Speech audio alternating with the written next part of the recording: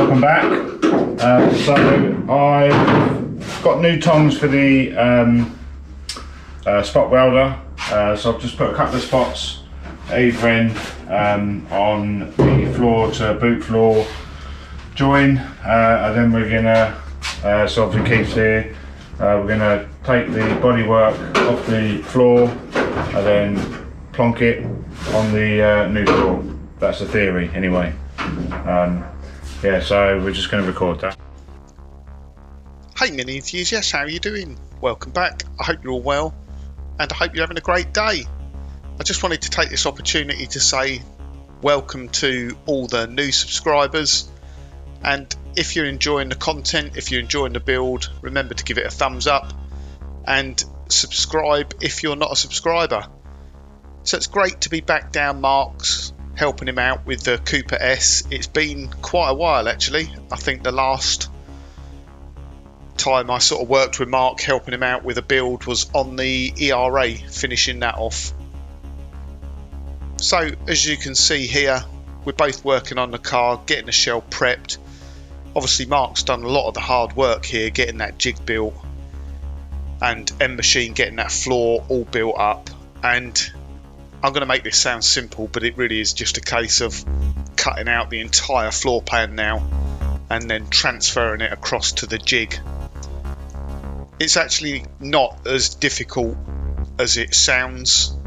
At the moment we are working on the toe board area, just unpicking the welds there and separating that from the floor pan, and then it's just a case of going around the whole floor itself, along the door steps, round behind the door bins, and then along the rear hill board.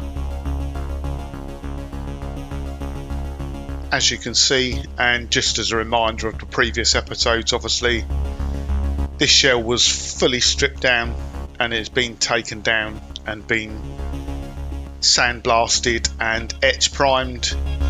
There are areas when it comes to sandblasting that are left, so they're not sandblasted, and that is the middle of the roof and the middle parts of the door frames, or the door skins, sorry. The reason for this is sandblasting can be quite harsh and you can warp and damage panels, especially large open panels like the roof for instance. So it's quite important when you have a car sandblasted that you have it done by someone that's familiar with automotive car restorations to avoid any unnecessary damage.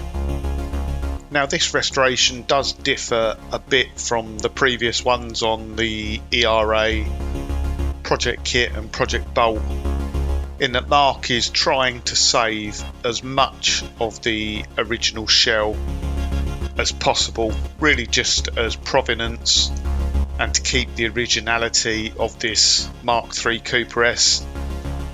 It almost sounds a bit strange when we're looking at a video of a complete brand new floor pan and boot floor area there, but they were really a necessity. But from here on in, it is really about trying to save as much of the original car as possible. Now you can see Mark making up some bracing bars there for across the shell, and when you look at some of the later videos and pictures that I'm going to put in, I'm sure some might be concerned that there's not enough bracing going on, as has been commented actually in previous videos, but this one's done in a bit of a different way because Mark's obviously built that jig to ensure everything is aligned back up. So it really is being built from the floor up, and when it comes to the shell itself, you know, pretty much if everything lines up as it should do on the floor, then hopefully we're not going to have a problem. You can see here the good old overseals there, just peeling them back, barely welded on, and then inside, just look, what a mess. And you can see here the leftover sand from the sand blasting, actually shot blasting. It gets everywhere. So if you ever have that done, you've really got to make sure that you you know, you get into everywhere and you clean it all out. As you can see, this shell has got overseals on both sides.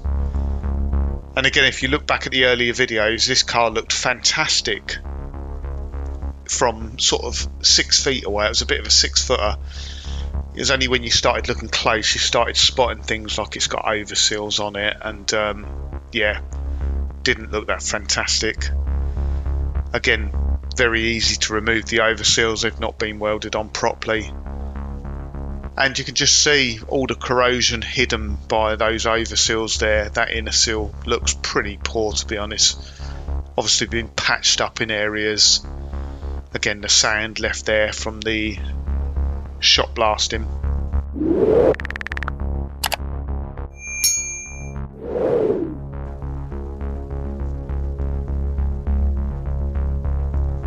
So at this point, it is really a case of just chopping out the floor. You can see the cut line there along the doorstep and underneath the rear quarter panel. It's pretty crude at this stage.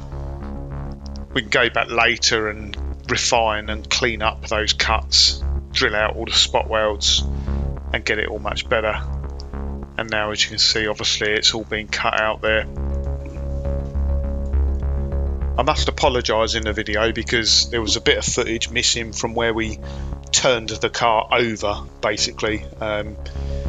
If you shoot back a little bit, actually, you'll just see Mark used a mattress on the floor, and we basically just turned it on its side. Me and Mark, the shell's not that heavy when it's fully stripped down like that. Rolled it over onto the mattress, and then if you look closely down here in the bottom left hand corner, there's sort of some big they're sort of wooden railway sleepers cut out, and they're in each 4 corners on the roof guttering, lifted onto that, and that allowed us to get to this point where it's sitting on its back like an upside down tortoise. So we now move on to removing the boot floor. It's a little bit of a complicated area going around the rear wheel arches there, obviously the rear valance and the rear bulkhead. Fortunately, myself and Mark have done various bits and repairs around the back here on Minis before, so have a good understanding of what to cut out and what to leave. And like I said earlier on today, actually, sometimes it's about just getting the grinder out, or the angle grinder with a cutting disc on it, cutting out the big areas, and then you can go around afterwards with a spot weld drill, just drill out all the spot welds and refine all the areas.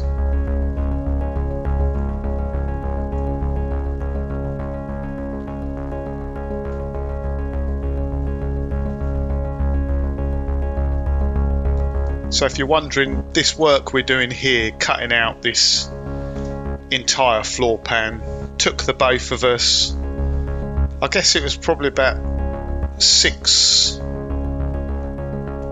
around about 6 or 7 hours. So if you've been a viewer or subscribed to the channel for a while, we've done a few restorations to this sort of level. But this one is a bit different. Mark's approached it in a different way, and as Mark has said on a few of the comments when people have asked, this is probably the way Mark will do, big restorations like this going forward, i.e. building a jig, which he's built now and is a universal jig, so it's able to be adapted for different marks of Minis. But it just makes the whole process much, much quicker. As I've just mentioned here, we've cut out the entire floor of the car in around about 6 to 7 hours. The floor is already built up, the boot floor is already there, so it's not going to take much after this before you're able to turn the shell back round, put it onto that brand new floor, boot floor, and for everything to be in place and be aligned. So, if you've got a car that's like this, that needs this amount of work, which is pretty extensive, it is the way to go to have a jig built up like this.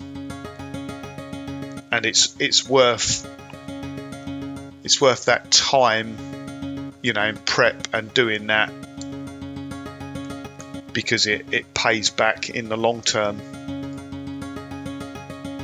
So we're now going along and picking out all the spot welds along the bottom of the rear bulkhead there. As you can see, with no boot floor in there, it's quite flexible, moving around all over the place. So you have to be a little bit careful about it. Fortunately, this doesn't form any part of any additional mountings in the car, so you know, if it's a millimetre one way or the other, it's not going to matter too much. But obviously once it is welded in place, it forms part of the structure of the shell itself, so it is quite an important component to make sure that it's fully welded back into the car in good condition.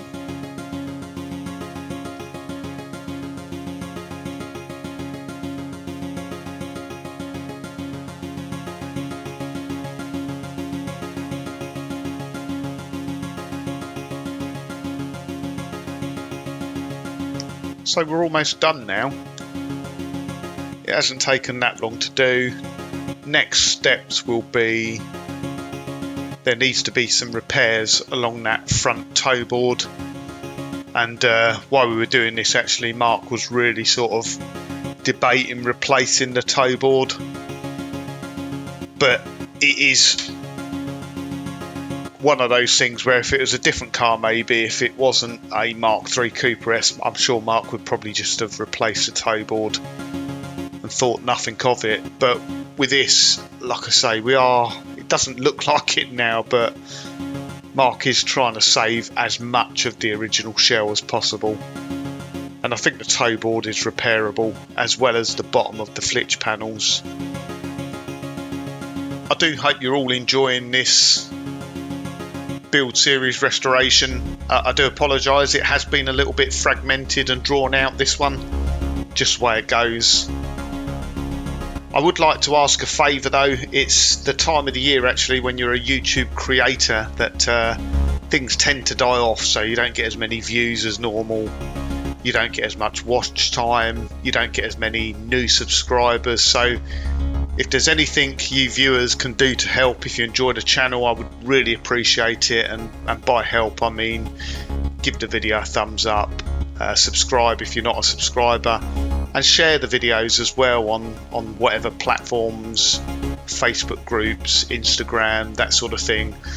I generally don't try and promote my own videos. I think if they're good videos, they'll do well themselves. But this is a time of year when I could do a bit of your help actually.